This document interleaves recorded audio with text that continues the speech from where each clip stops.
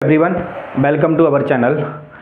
हम बात कर रहे थे फर्स्ट पेपर को लेकर, और फर्स्ट पेपर में हमारा जो टॉपिक चल रहा था, जो यूनिट नंबर 6 चल रही थी, जिसमें लॉजिकल रीजनिंग चल रहा था। और लॉजिकल रीजनिंग में हमने किया था, टॉपिक कर लिए थे उसमें categorical prepositions. Just categorical preposition देख लेते हैं 2 मिनट में। जो हमने अब तक की जो 4 से 7 क्लास और 8 क्लास हो चुकी हैं, उनमें हमने क्या क्या कर लिया है देखते हैं। हमने पहले किया था कैटागोरिकल प्रोपोजिशन, कैटागोरिकल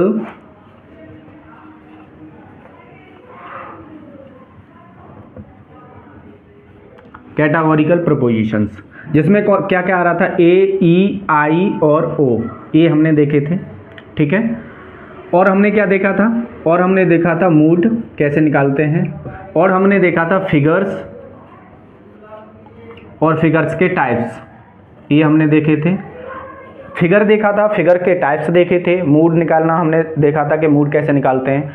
और हमने देखा था मिडिल टर्म कैसे देखते हैं, middle term comma major term comma minor term, ये हमने देखे थे। और हमने क्या देखा था कि ए और ई क्या होता है, यूनिवर्सल होता है और ये पर्टिकुलर होता है। और हमने क्या देखा था, और हमने इसी से जोड़कर हमने देखा था Aristotelian square of a position. Aristotelian square of a position में देखा था हमने, ये हमारा जो एरिस्टोटेलियन ने जो फिगर दिया था, एरिस्टोटेलियन ने फिगर दिया था ये वाला, इसे हमने ए बोला था, यहाँ ई बोला था, और इसे हमने आई बोला था यार। यहाँ इसका रिलेशन हमने बोला था कॉन्ट्ररी रिलेशन होता है, कॉन्ट्ररी। इसे हमने बोला था सब कॉन्ट्ररी रिलेशन होता है, सब कॉन्ट्ररी। और ये हमने बोला था सब अल्टरनेशन रिलेशन होता है, सब अल्टरनेशन रिलेशन होता है। और ये मैंने बोला था कॉन्ट्राडिक्टरी रिलेशन होता है, कॉन्ट्राडिक्टरी रिलेशन होता है। ये वाला भी कॉन्ट्राडिक्टरी होता है, ये वाला भी कॉन्ट्राडिक्टरी होता है। और क्या रिलेशन पूछा गया था, ए और ई एक साथ में ट्रू नहीं हो सकते, लेकिन एक साथ में फॉल्स होते हैं। और इसका विपरीत था कि एक साथ में ये फॉल्स होते नहीं हो सकते, एक साथ में ट्रू हो सकते हैं। ये सब कॉन्ट्ररी में रिलेशन पूछा था। हमने इतना सिलेबस में कर लिया था पिछली क्लास में। ठीक है। आज हम देखेंगे, आज हम जो क्लास में देखेंगे, जो सिलेबस में लिखा है लॉजिकल रीजनिंग में, स्टेटमेंट और आर्गूमेंट में अंतर क्या होता है, और आर्गूमेंट के फॉर्म कितने होते हैं, ये हम देखेंगे। जैसे लिखा है ना, पहली लाइन में लिखा है understanding the structure of argument, ये लिखा है, और आर्गूमेंट की फॉर्म्स। तो देखते हैं हम। पहली बात तो हम ये देखेंगे कि आर्गूमेंट और स्टेटमेंट में अंतर क्या होता है। देखो, स्टेटमेंट जो होता है ना, वो स्टेटमेंट केवल एक हो सकता है, स्टेटमेंट केवल एक हो सकता है। जैसे हमें लिख रहा था ना, प्रेमाइज 1 प्रेमाइज 2, जैसे ऑल मैन आर मोर्टल, एक ये प्रेमाइज है ना, एक प्रेमाइज ये जो हो गया वो ये आपका स्टेटमेंट हो गया। ओके। ये तो प्रेमाइज दूसरा वाला लेंगे हम, तो सम मैन आर मोर्टल कह लो, तो ये दूसरा प्रेमाइज हो गया। इन दो, प्रेमाइज 1 प्रेमाइज 2 और फिर कंक्लूजन जो लिख रहे थे, ये जो पूरा प्रेमाइज 1 प्रेमाइज 2 और कंक्लूजन, इन तीनों को मिलाकर हम कहते हैं आर्गूमेंट। आर्गूमेंट वैसे हिंदी में क्या कहा जाता है, तर्क ना। तर्क कभी एक स्टेटमेंट पे नहीं हो सकता है, उसके लिए कम से कम मिनिमम 2 स्टेटमेंट होने चाहिए, और फिर उसका कंक्लूजन निकलना चाहिए। ओके। और तभी हम उसे आर्गूमेंट कहते हैं। तो स्टेटमेंट और आर्गूमेंट में मुझे लगता है कि आपका क्लियर हो गया होगा कि आर्गूमेंट किसे कहते हैं और स्टेटमेंट किसे कहते हैं। यदि एक लाइन में लिखा हुआ सेंटेंस है तो उसे स्टेटमेंट कहते हैं, जिसमें हम यहाँ लॉजिकल रीजनिंग में प्रेमाइज 1 प्रेमाइज 2 के नाम से जानते हैं। ये जो प्रेमाइज 1 है ना, ये जो प्रेमाइज 1 है, ये हमारा क्या है, स्टेटमेंट है। स्टेटमेंट ट्रू या फॉल्स होता है, याद रखना, स्टेटमेंट ट्रू या फॉल्स होता है, जबकि आर्गूमेंट जो है वो ट्रू या फॉल्स नहीं, वो वैलिड और इनवैलिड होता है। जबकि हम आर्गूमेंट में आगे और देखेंगे। ठीक है। हम देखते हैं स्टेटमेंट, मैंने बोला स्टेटमेंट ट्रू या फॉल्स हो सकता है, याद रखिए। जैसे स्टेटमेंट एक बोला ऑल मैन आर मोर्टल, या तो ये ट्रू हो सकता है या ये फॉल्स हो सकता है। जबकि प्रेमाइज 2 में जो लिखा हुआ है, फिर उसके हमने बेसिस पे हमने कंक्लूजन निकाला है। तो हम इसे ये देखेंगे या तो ये वैलिड होगा या इनवैलिड होगा। तो एक बेसिक अंतर ये आ गया हमारी समझ में। पहली हमारी ये समझ में आ गया कि आर्गूमेंट किसे कहते हैं, दूसरा हमारी ये समझ में आ गया कि स्टेटमेंट किसे कहते हैं।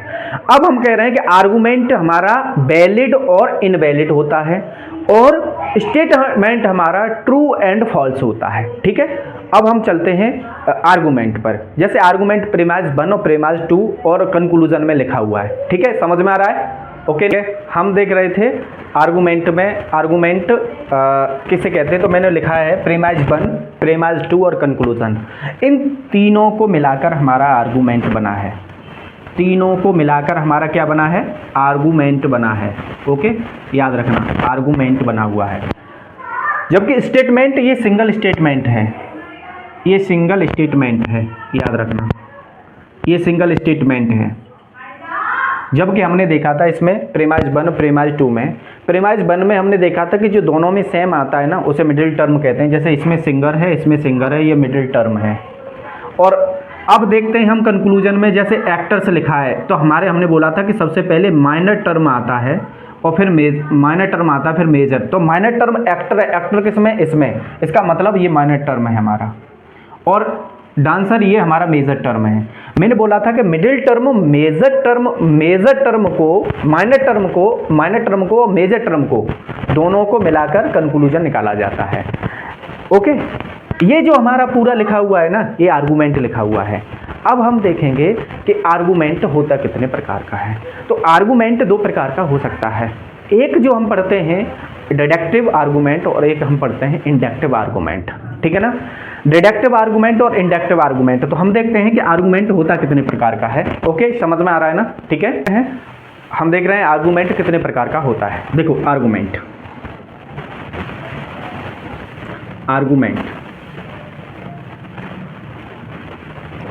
ठीक है, इंडक्टिव आर्गूमेंट जो पढ़ते हैं या इंडक्टिव जो मेथड्स पढ़ते थे हम सीडीपी में, तो क्या देखते थे हम कि किसी एक पर जैसे मोहन अच्छा लड़का नहीं है, माना, सुनना। अब इसी वाले आर्गूमेंट में ये कह दूंगा जितने भी लड़के हैं वो अच्छे नहीं हैं। मैंने एक पर पर्टिकुलर पर कोई नियम लेकर जनरल पर लागू कर दिया, सभी पे लागू कर दिया। इसे कहते हैं हम इंडक्टिव आर्गूमेंट। ठीक है ना। और दूसरा हमारा होता है डिडक्टिव आर्गूमेंट, इसका जस्ट उल्टा, जिसमें हम कहते थे कि पहले क्या सिखाया जाता है, पहले हम रूल्स सिखा देते हैं। जैसे a+b का होल स्क्वायर, ये हमने सिखा दिया आपको, उसके बेसिस पे हम लागू करा रहे हैं। मतलब पहले जनरल पे वो सभी पे लगा हुआ है नियम, उसे हम किसी पर्टिकुलर पर ले जा रहे हैं। इसका मतलब ये हो गया कि इसे हम जनरल टू पर्टिकुलर कहते हैं। ये समझ में आ गया। तो आर्गूमेंट 2 टाइप्स के होते हैं मैंने बोला। और आर्गूमेंट होता क्या है, कहते किसे हैं, वो मैंने बता दिया कि प्रीमाइज 1, प्रीमाइज 2 और कंक्लूजन। प्रीमाइज 1 प्रीमाइज 2 और कंक्लूजन की हमेशा हमारी लड़ाई रहेगी। क्यों? क्योंकि प्रीमाइज 1 और प्रीमाइज 2 और कंक्लूजन में जो मेजर टर्म, मिडिल टर्म और माइनर टर्म आ रहा है ना, इसे देखना, इसमें यदि कोई प्रॉब्लम क्रिएट होती है तभी आगे चलकर एक चैप्टर की ओपनिंग होती है, जैसे हम कहते हैं फैलेसी, जो हम देखेंगे। ठीक है ना। Inductive argument, deductive argument. Inductive argument particular से जनरल चलता है और डिडक्टिव आर्गूमेंट जनरल से पर्टिकुलर चलता है। ठीक है।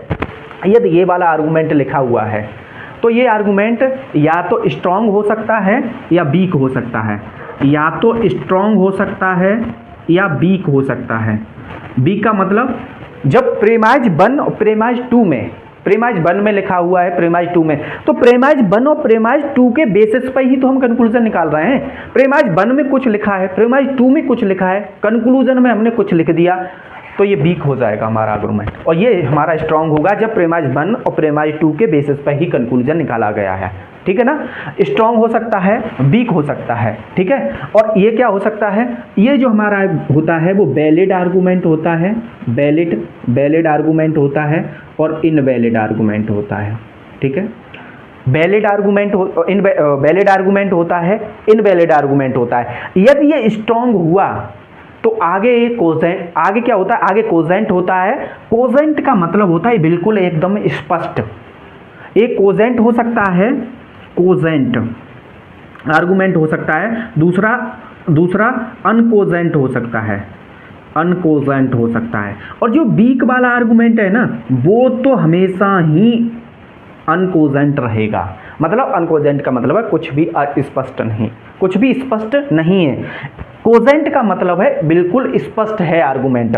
जो स्ट्रॉन्ग आर्गुमेंट होगा, स्ट्रॉन्ग आर्गुमेंट बनेगा कैसे? अब आप एक और दिमाग में, मस्तिष्क में आ रही होगी कि सर इससे क्वेश्चन कैसे बनते हैं। क्वेश्चन से मैं बता रहा हूँ कैसे बनते हैं। वो ऐसे आर्गुमेंट को दे देते हैं, जब प्रेमाइज जैसे देगा प्रेमाइज 1 प्रेमाइज 2 स्ट्रॉन्ग है, तो इसका जो कंक्लूजन निकलेगा वो क्या निकलेगा? जब स्ट्रॉन्ग होंगे तो कोजेंट निकल सकता है, अनकोजेंट निकल सकता है। तो कोजेंट स्ट्रॉन्ग जब होगा ना, फिर स्ट्रॉन्ग तभी बन सकता है जब प्रेमाइज 1 और प्रेमाइज 2 में जो लिखा हुआ है वो एकदम वो कंक्लूजन में आए। प्रेमाइज 1 और प्रेमाइज में जो 2 में प्रेमाइज 1 और प्रेमाइज 2 में जो लिखा हुआ है वो ही कंक्लूजन में आए, तो वो हमेशा स्ट्रॉन्ग होगा। स्ट्रॉन्ग होगा तो वो कोजेंट होगा। कोजेंट भी हो सकता है, अनकोजेंट भी हो सकता है, लेकिन वीक वाला ये क्लियर है कि अनकोजेंट होगा। ठीक है, आगे देखते हैं हम जनरल से पर्टिकुलर में। इसे वैलिड होता है, इनवैलिड होता है। जब जो वैलिड होगा, वैलिड का मतलब जो प्रेमाइज 1 में लिखा है, प्रेमाइज 2 में लिखा है और जो कंक्लूजन में आ रहा है, तो वो वैलिड है। ठीक है, और जो वैलिड होगा वो होता है साउंड हो सकता है, साउंड हो सकता है और अनसाउंड हो सकता है। साउंड हो सकता है, अनसाउंड हो सकता है। याद रखिए, इनवैलिड वाला हमेशा ही अनसाउंड होगा, हमेशा ही अनसाउंड होगा।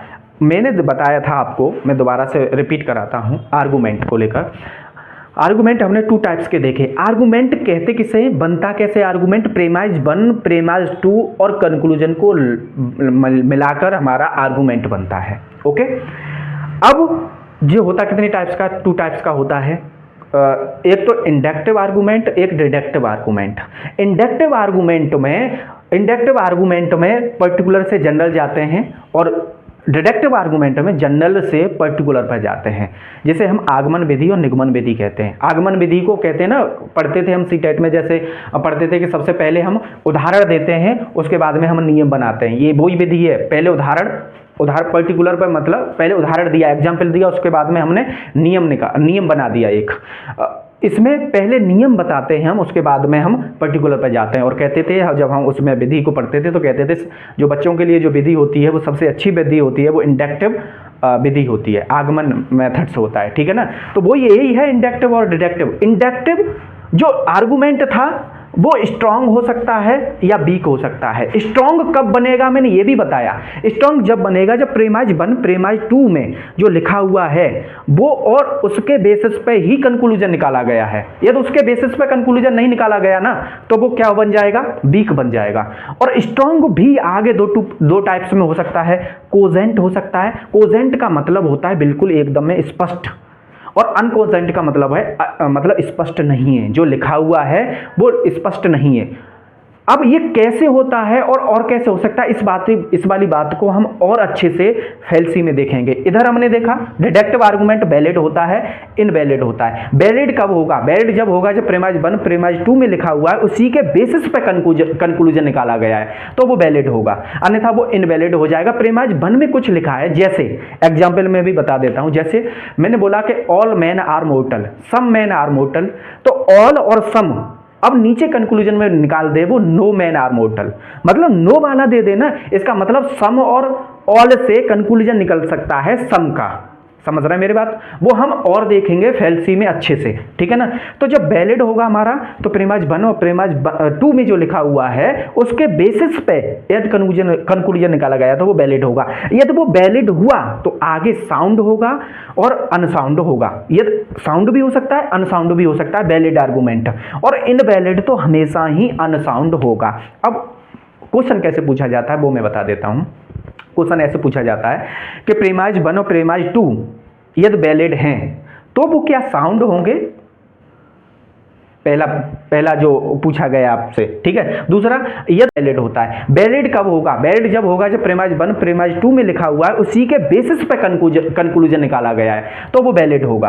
अन्यथा वो इनवैलिड हो जाएगा। प्रेमाइज 1 में कुछ लिखा है, जैसे एग्जाम्पल में भी बता देता हूं। जैसे मैंने बोला कि all man are mortal, some man are mortal, तो ऑल और सम अब नीचे कंक्लूजन में निकाल दे वो नो मैन आर मोर्टल, मतलब नो वाला दे देना, इसका मतलब सम और ऑल से कंक्लूजन निकल सकता है सम का। समझ रहे हैं मेरी बात? वो हम और देखेंगे फेल्सी में अच्छे से, ठीक है ना। तो जब वैलिड होगा हमारा तो प्रीमाइज 1 और प्रीमाइज 2 में जो लिखा हुआ है उसके बेसिस पे यदि कंक्लूजन निकाला गया तो वो वैलिड होगा। यदि वो वैलिड हुआ तो आगे साउंड होगा और अनसाउंड होगा। यदि साउंड भी हो सकता है, अनसाउंड भी हो सकता है वैलिड आर्गूमेंट, और इनवैलिड तो हमेशा ही अनसाउंड होगा। अब क्वेश्चन कैसे पूछा जाता है वो मैं बता देता हूं। क्वेश्चन ऐसे पूछा जाता है कि प्रीमाइज 1 और प्रीमाइज 2 यदि वैलिड हैं तो वो क्या साउंड होंगे? पहला जो पूछा गया आपसे, ठीक है। दूसरा, यदि प्रीमाइज 1 और प्रीमाइज 2 वीक हैं तो वो क्या होंगे? अनकोजेंट होंगे। अनकोजेंट होंगे वो जब हम PYQ देख रहे होंगे, ठीक है ना, तब और अच्छे से देख लेंगे, क्योंकि अभी थोड़ी सी तबीयत सही नहीं चल रही है सर की, आपको पता है सब लोगों को। उसके बाद में जब PPT पे हम आएंगे तो इसके PYQ हम देखेंगे ना, तो और अच्छे से हमारा क्लियर हो जाएगा कि इस टॉपिक से क्वेश्चन कैसे बन रहे हैं। आज के क्वेश्चन को आज का जो टॉपिक है उसे मैं दोबारा से रिपीट कराता हूँ। मेरा आज का टॉपिक यही था हमारा, स्टेटमेंट और आर्गूमेंट में अंतर, और हम देख रहे थे understanding of the argument. Argument में हमने देखा कि आर्गूमेंट बनता कैसे है, स्टेटमेंट में अंतर क्या होता है। एक लाइन स्पष्ट ये भी पूछता था कि आर्गूमेंट ट्रू या फॉल्स होते हैं, तो ये वाली लाइन गलत है। आर्गूमेंट ट्रू और फॉल्स नहीं होते, स्टेटमेंट ट्रू और फॉल्स होते हैं। एक स्टेटमेंट जो लिखा है ऑल मैन आर मॉर्टल, ये स्टेटमेंट है, ये ट्रू या फॉल्स हो सकता है। जबकि जो आर्गुमेंट होता है वो वैलिड, ओवरऑल का जो निष्कर्ष निकाला जाता है वो उसके बेसिस पे कहा जाता है कि वो वैलिड या इनवैलिड होता है, ठीक है। तो आपसे पूछे एक लाइन में लिखे कि आर्गुमेंट वैलिड होता है या इनवैलिड होता है, ये लाइन सही है। ये पूछे आपसे कि आर्गुमेंट ट्रू और फॉल्स होता है, गलत है, क्योंकि स्टेटमेंट होते हैं ट्रू या फॉल्स, आर्गुमेंट ट्रू या फॉल्स नहीं होते।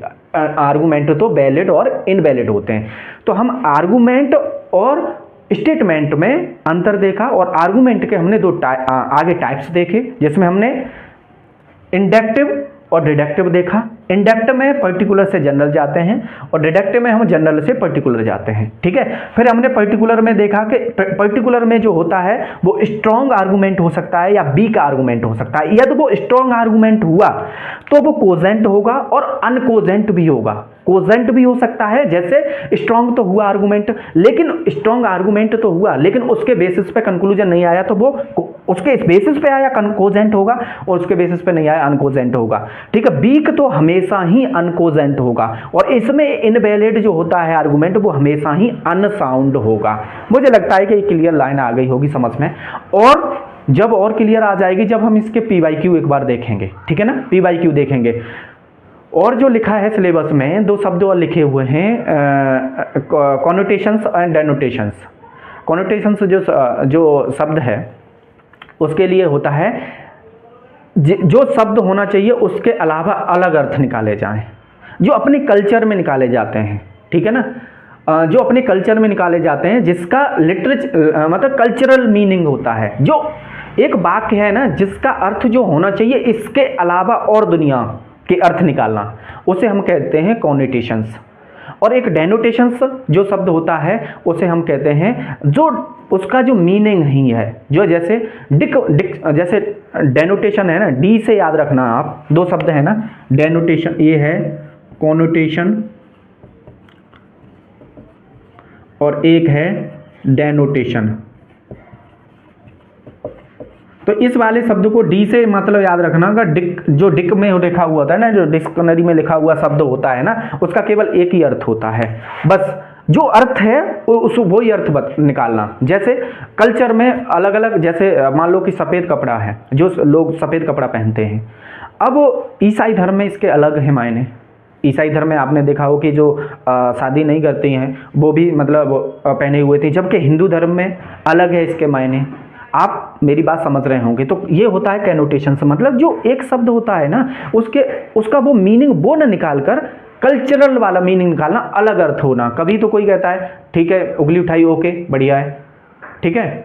और कभी क्या होता है, कभी इसके अलग मीनिंग निकाल दिए जाते हैं कि वो तो मुझे अंगूठा दिखा रहा है, आप समझ रहे हैं, अलग अलग अर्थ निकालना वो कॉनोटेशंस होता है, और एक ही अर्थ जिसका जो अर्थ है वो ही निकालना, सिंगल लिटरल। एक इसके लिए डेनोटेशन के लिए शब्द यूज किया जाता है, सिंगल मीनिंग या लिटरल मीनिंग जो होता है वो डेनोटेशंस में। इससे क्वेश्चन कैसे आते हैं, इससे क्वेश्चन ऐसे आते हैं कौन कौन से इसमें डेनोटेशंस हैं, कौन कौन से उसमें कॉनोटेशंस हैं। डेनोटेशंस शब्द जब होगा तो उसका एक ही मीनिंग होगा, जो कल्चर से नहीं जुड़ा होगा, कल्चरल से नहीं जुड़ा होगा।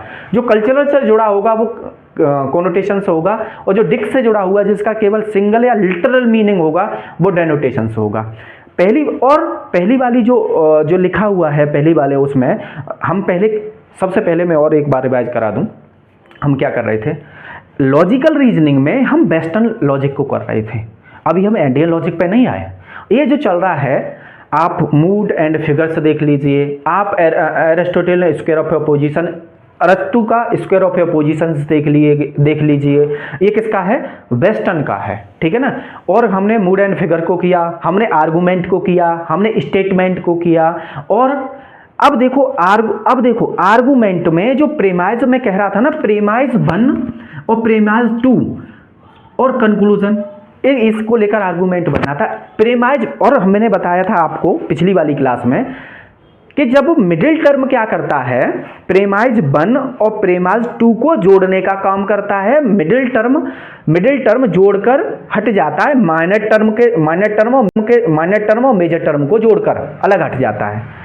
यदि मिडिल टर्म में जोड़ने में यदि कोई प्रॉब्लम आई हुई है तो उसे ही हम नाम देते हैं फैल्सी, याद रखना, उसे ही हम देखते हैं फैल्सी। यदि ये फॉर्म प्रेमाइज 1, प्रेमाइज 2 और कंक्लूजन, ये तो एक फॉर्म है ना, इस फॉर्म में आई हुई है तो हम कहते हैं फॉर्मल फैल्सी।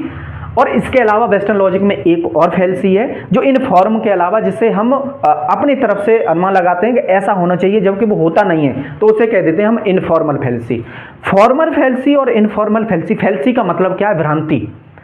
फॉर्मल आपको पता ही, हम इसे कम्युनिकेशन में भी पढ़ते हैं, फॉर्मल और इनफॉर्मल कम्युनिकेशन। फॉर्मल कम्युनिकेशन लिखा हुआ कम्युनिकेशन, या कहीं मतलब फॉर्मल का मतलब है लिखा हुआ चीज़ें हैं, इनफॉर्मल का मतलब है वैसे ही बातचीत, जो दोस्तों में बातचीत हो जाती है, कहीं लिखी नहीं है, कोई इसका प्रमाण नहीं है, ठीक है ना। फॉर्मल फैल्सी और इनफॉर्मल फैल्सी इसी प्रकार से यहाँ बनती है। फॉर्म में आई है ना प्रेमाइज 1, प्रेमाइज 2 और कंक्लूजन।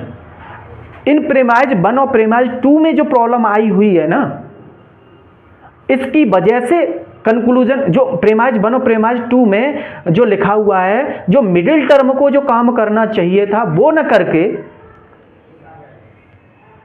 उसने वो नहीं किया, तो इस वजह से जो फैल्सी इस फॉर्म में आ गई है ना, इस फॉर्म में प्रेमाइज 1 और प्रेमाइज 2 और कंक्लूजन में, इस वजह से इसे हम कहते हैं फॉर्मल फैल्सी।